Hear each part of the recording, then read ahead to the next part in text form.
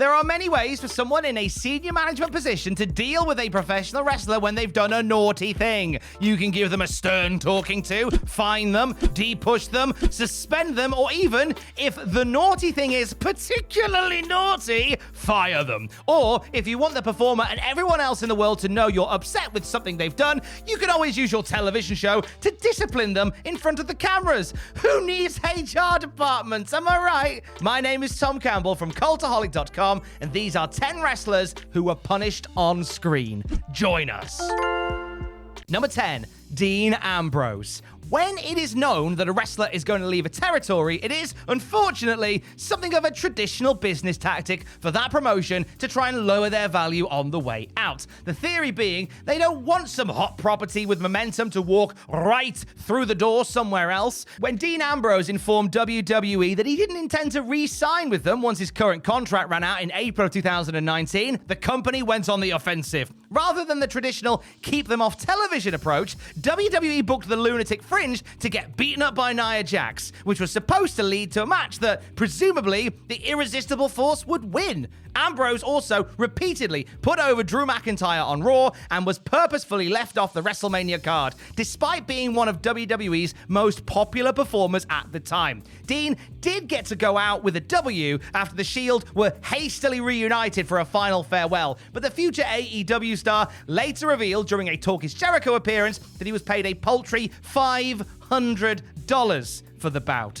which aired as the main event on a WWE Network special. Number 9, Lilian Garcia. WWE have never been shy about throwing shade at Lilian, whether it's Triple H referring to her as horseface, or the company endlessly replaying moments she either tripped over or was unexpectedly launched off the ring apron. This was all in good-natured ribbing, apparently, but on one occasion, they explicitly made an example of her on air for one of her transgressions. While on a European tour in the fall of 2004, the ring announcers supposedly partied a little too hard one evening and missed her bus to the airport the next morning, forcing WWE to hastily rearrange her travel plans back to the States. On the very next episode of Raw, Garcia, who was rarely involved in storylines, was booked in a segment where she was made to kiss Diva Search hopeful Christy Hemme. It was abrupt, nonsensical, and went absolutely nowhere. Basically, it was done to make Lilian feel uncomfortable and teach her a lesson about tardiness, and quite possibly an early birthday present for that unrelenting horn dog, Jerry Lawler. Number 8, Mark Henry. When WWE signed Mark Henry to a lucrative 10-year contract in the mid-90s, they were in no doubt that he was a future star. The Olympic hopeful was a tremendous and marketable athlete, and if WWE could teach him the business well enough, he would have world championship potential. A few years into the deal, however, WWE began to get impatient with the world's strongest man and his lack of progress. He wasn't getting it quick enough, and realizing they had to get some return on their investment, WWE decided to use him while also punishing him via a series of bizarre storylines and segments. Reborn as sexual chocolate, Henry was consistently placed in unfavorable situations where he was designed to look like a joke. Whether he was explaining his deviant addiction to his therapist or impregnating 70-year-old Mae Young with a rubber hand, the powerlifting standout quickly became a punchline before ultimately being sent back down to developmental. Just reading that bit again about Mae Young giving birth to Mark Henry's rubber hand. Wrestling's weird. It is a credit to Henry that he was able to overcome all of this nonsense, split wigs, and open up the Hall of Pain. Number 7, Ric Flair. Despite being one of the very best of all time and a tireless workhorse for the company for an absolute age, World Championship Wrestling seemed determined to put the eminently popular Ric Flair out to pasture whenever they felt like he was getting a bit too long in the tooth. At no point was this as blatant or as derogatory as it was in 1999 and 2000. The Nature Boy had clashed with both Eric Bischoff and Vince Russo over matters both personal and creative, and the powers that be responded by doing their damnedest to mess with Flair's legacy. Highlight from this particular banner period included Slick Rick being committed to a mental hospital, getting literally buried in the middle of the desert by the filthy animals, and having his hair shaved off by Vince Russo, after his son David, of course, had turned on him. Yes, the same man who had produced countless classic matches and moments for close to 2 decades and was a multi-time world champion legend was being treated like the lowest guy on the totem pole because he had the temerity to get old. Number 6, Lana. Back in the Attitude Era, it was not uncommon for The Rock to use his linguistic talents to roast some of the female members of the WWE roster. The villainous Stephanie McMahon was a regular target, as was backstage buddy Lilian Garcia, although the barbs aimed at Lilian were typically all in good fun. While we all cheered on the Great One's shtick at the time, it's safe to say that a lot of it hasn't aged tremendously well. And when he tried to replicate the act in 2016 on Lana, it was more uncomfortable than entertaining, especially after the fact when it came out that The Rock's verbal attack, which included accusations that Lana had cheated on Rusev with him, was more likely the ravishing Russian's punishment for posting pictures of her actual engagement to the Bulgarian brute. WWE were apparently outraged that she would post the pics at a time when she was supposed to be feuding on screen with her new husband, and so they sent the most electrifying man in sports entertainment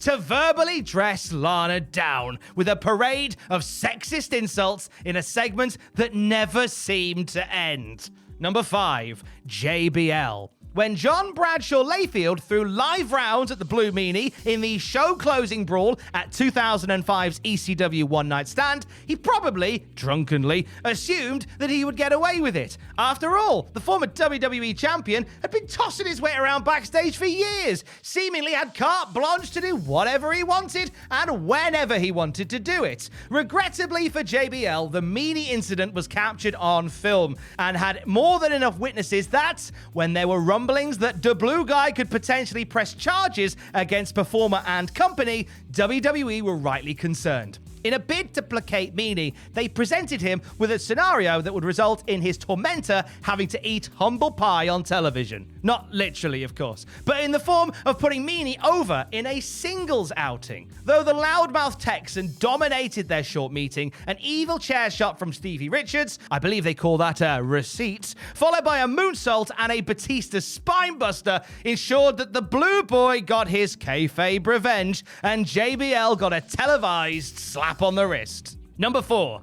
Daniel Pewder. Speaking of hating the new guy, how about that Daniel Pewder, eh? Pewder not only won the $1 million Tough Enough, which didn't actually guarantee anything close to a 7-figure payout, by the way, but that's another story for another time, but gained a degree of infamy among wrestling fans due to the incident where he came very, very close to breaking Kurt Angle's arm when they clashed in an impromptu shoot match. The former MMA fighter, almost embarrassing one of the top stars in the company, as well as an Olympic gold medalist and a certified badass, didn't exactly endear him to his new co-workers, nor did his relentless self-promotion or, according to frequent house show adversary Bob Hardcore Holly, his boasts to friends that the matches he was scripted to win were really legit fights. Pewder was initiated into the fold / punished for his various faux pas live on pay-per-view when he entered the 2005 Royal Rumble match at number 3.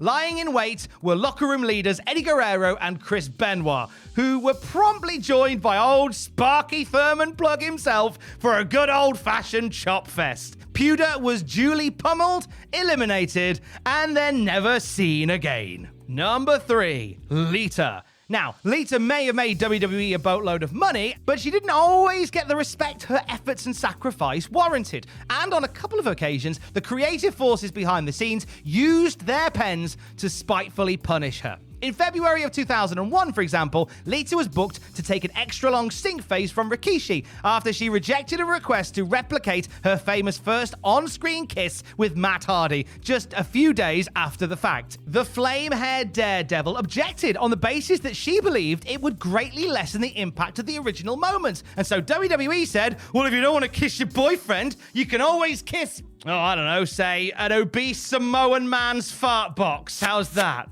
Over 5 years later, WWE once again embarrassed Lita, this time on her last night in the company, and for no reason other than they were mad at her for choosing to leave them. After dropping the women's title to Mickie James at the 2006 Survivor Series, Lita had her tawdry belongings auctioned off by Crime Time in a crass swan song that was heavily protested by the performer herself, but to no avail. Number 2. Perry Saturn. A routine enhancement match against veteran journeyman Mike Bell turned into a fiasco after Perry Saturn landed on his head and got his bell rung in an exchange gone wrong. Entering fight or flight mode, Big Pez beat on his opponent for real before throwing him recklessly out of the ring onto his head and neck. Things eventually cooled down, but Bell was lucky to not have been seriously injured, and WWE officials were furious that Saturn had lost his cool in the ring like that. So furious, in fact, they decided to punish him with a potentially career-killing storyline that saw him suffer kayfabe concussions, act erratically, and eventually fall in love with a mop. After getting his noggin knocked by the Dudleys and the APA, Perry started talking nonsensically, and once even came to the ring wearing women's underwear. This was before the saga of Moppy had even begun. Clearly done to teach the former Army Ranger a lesson, the joke was actually on WWE, since the Moppy storyline truly got over and gave Saturn a ton of valuable TV time. You're welcome. Number 1, Mickie James. Let's save the most mean-spirited on-air punishment for last, shall we? At some point in late 2009, someone in WWE got the idea that Mickie James had gotten fat. In response, WWE instructed Michelle McCool and Layla to ridicule the supposedly out-of-shape Mickie by referring to her as Piggy James for months. Not only that, but WWE produced some dreadfully unfunny videos with James's face photoshopped onto a pig. They had Layla wearing a fat suit and a pig nose whilst mocking Mickie, and they scripted segments like the one where James was beaten up and covered in cake. It was unrelenting, one-sided, and perplexing to anyone with a set of eyes who could clearly see that the former Divas and Women's Champion Mickie James was the furthest thing from fat. Mickie herself was offended and upset by the storyline, and has since said she felt like someone in power was trying to send her a message. She triumphed in the end, beating McCool and giving her and Layla a taste of their own medicine, or cake even, at the 2010 Royal Rumble. But it was too little, too late, and scant payback for such sustained ridicule.